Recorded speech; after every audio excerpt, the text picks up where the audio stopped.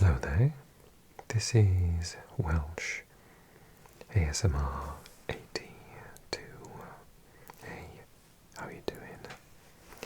So in today's video we're going to talk about the Champions League, Europa League and Conference League semi-finals, because I haven't got around to doing them until now, I'm sorry. You're probably over them already, but I can't completely miss them out. They were quite entertaining. So let's take a look at them in this slightly shorter video, talk about the outcomes and talk about predictions for each of the European finals coming up. Okay then, let's take a little look. So we obviously had the absolute instant classic. That was Paris Saint-Germain against Bayern Munich. I watched this match live and I kept an eye on the Arsenal score, but I was under no illusion that the Arsenal score was going to be a high scoring one. I did think this would be. And if you look at the times of the scores, it was quite a comeback in some respects from Bayern, because after going 1-0 up, they conceded 2, then it was 2-2, and then it was 3-2, 4-2 and 5-2 before the hour mark, and at that point you thought, oh my god, this is going to be a complete cricket score. But then they scored 2 more before the end. I thought over the 2 legs that Bayern didn't have enough coming off the bench compared to Paris Saint-Germain. So Paris Saint-Germain starting with Kvara, Dembele and Doué, and off the bench they had Bradley Barcola, just absolutely superb player, Fabian Ruiz. They had Ramos on the bench as well. Lots of players, but in terms of attacking options particularly, I don't rate Nicholas Jackson that highly at all.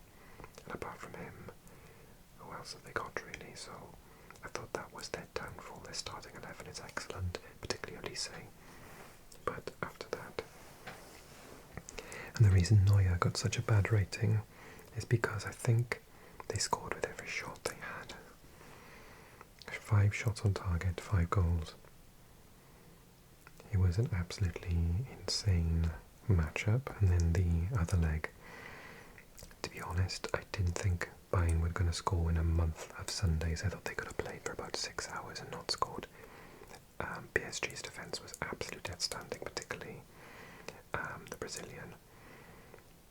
But yeah, all of them just doing absolutely brilliantly. Kane managed to get a goal, very good goal, right at the end to make it look respectable. But yeah, it wasn't quite the night that the natives had in mind. So I said Bayern Munich were going to go to the final. I was wrong. Paris Saint-Germain go to the final, and deservedly so. And then in the first leg between Atleti and Arsenal, we can see that it was 1-1, a story of 2 penalties. If I remember, I think some of the penalty decisions were a little bit contentious. I'm thinking about maybe even both of them were. But yeah, it was a very tight game. Atletico did actually have much higher expected goals than Arsenal. Yeah, and there was another. Oh, that's right. I actually agreed with this decision. I didn't think there was enough of a foul on Eze in order to award the penalty, and I was quite happy that they disallowed it. I definitely think it could have been given, but in such an important match I'm quite glad that it didn't. I thought he was sort of falling over before he even got anywhere near the opponent's leg. And they huffed and they puffed, but to be honest they couldn't break down Arsenal, Saka scoring the only goal, and it was over and done with. I really wanted Atletico de Madrid to get to the final and win at last after so many missed chances under this manager, but it wasn't to be. Arsenal, one of the best teams in the competition anyway, so it's going to be absolutely fascinating to see them in the final with Paris Saint-Germain, the current reigning holders. Remember that only Real Madrid have retained the Champions League title. I thought that was in 2014, was it? Or 2012, so like 2014 maybe. So Paris Saint-Germain have got the opportunity to do that to an Arsenal team that I remember watching them in their last Champions League final against Barcelona. I had my little Arsenal top on. I was a little Arsenal supporter when I was younger. And yeah, I was really gutted that the Barcelona that turned up that day with, you know, Ronaldinho and etc. was just insane. So is this Paris Saint-Germain side as insanely good? We'll see. Arguably, with the talent that they have, it's going to be a very important game for Arsenal.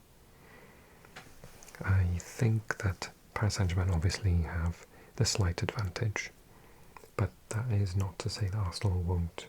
I think it's been very, very tight. I don't see this as a game. Arsenal don't concede goals that easily. I just don't see it as being like a 3-0 or a, you know, 5-2 or something. It's just not going to happen. It's going to be an edgy 0-0. Maybe one goal seals it. We'll see. We'll see. Maybe a Declan Rice stunner. Good luck to both teams. I think Paris Saint-Germain have the slight advantage though. Okay, moving on to the Europa League. So, Braga. At first I thought Braga were perhaps the better of these two teams on paper, and they won the first leg 2-1. Tiknaz and Dorgeles against Grifo of Freiburg. Quite a lot of firsts this year, as Arsenal would be the first time to win the Champions League, only their second time in the final.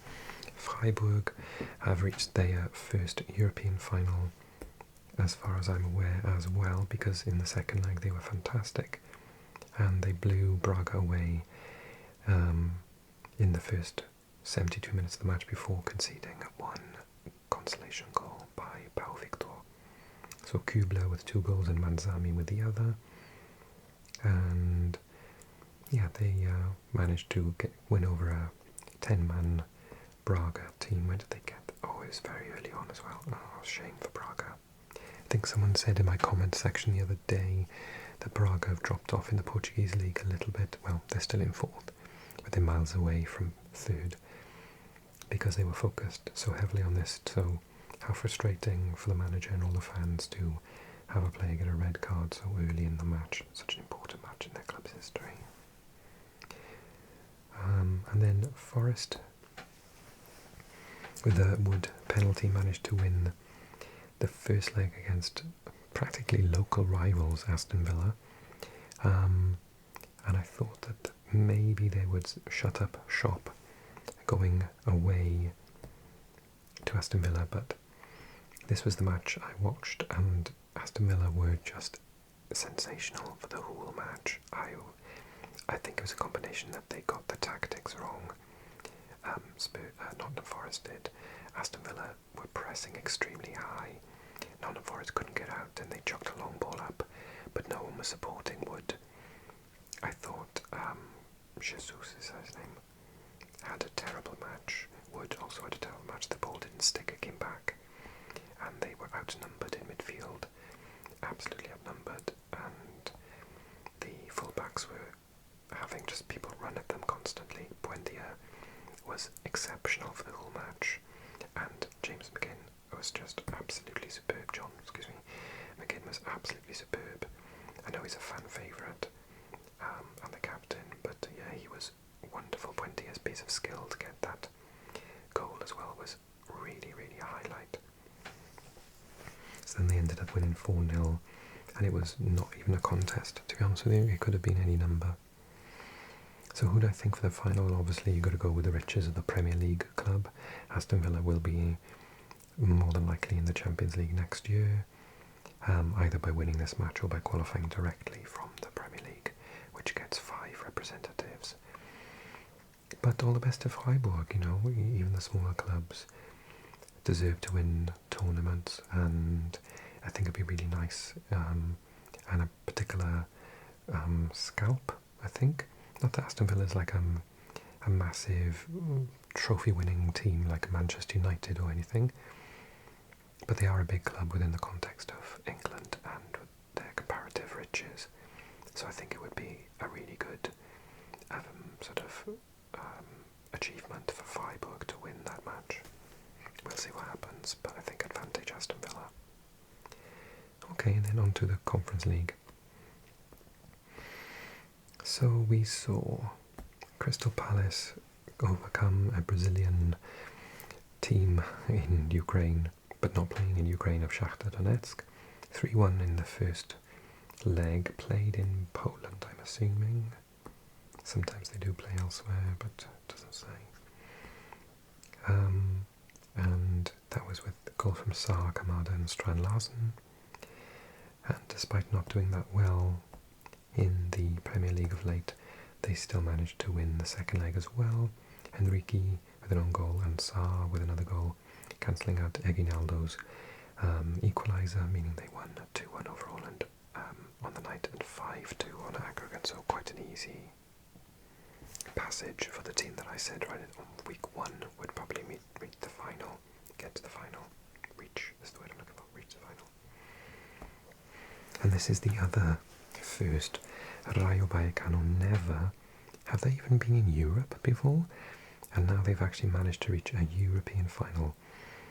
Congratulations, but commiserations to Strasbourg, who have had a very odd season, losing their manager to Chelsea, losing some of their players. So Alemão with the only goal in Madrid for Rayo Vallecano, and then in the away leg they managed to do it as well, same Alemão with another goal for Rayo, and they beat Strasbourg 1-0 over both legs. So that means that they are going to be in Leipzig against Crystal Palace. Again, you've got to say the English club in this situation has the riches and the upper hand.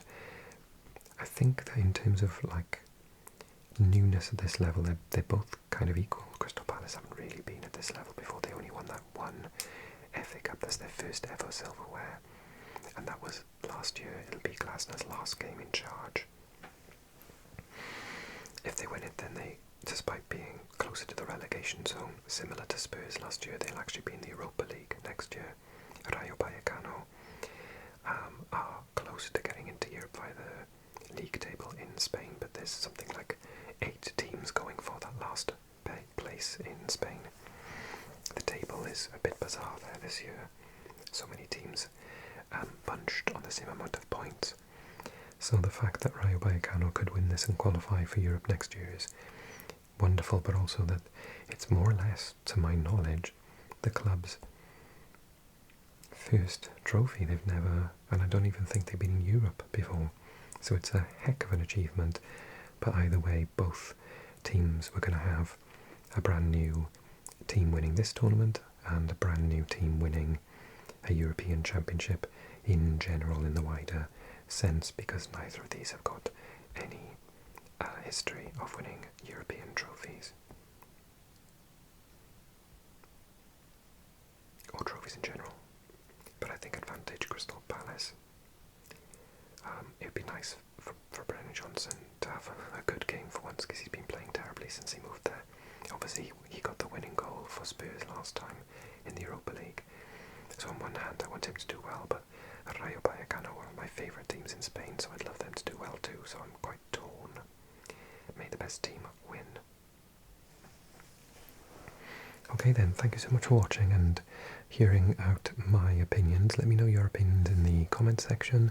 If you enjoyed the video, give it a like, subscribe if you're new here, and catch up on all sorts of football results, both league teams, international teams, and Champions League, Europa League and Conference League, which we do every week, plus loads of sticker and tops trading cards pack openings, and I'll be doing lots of more shirt reviews as well.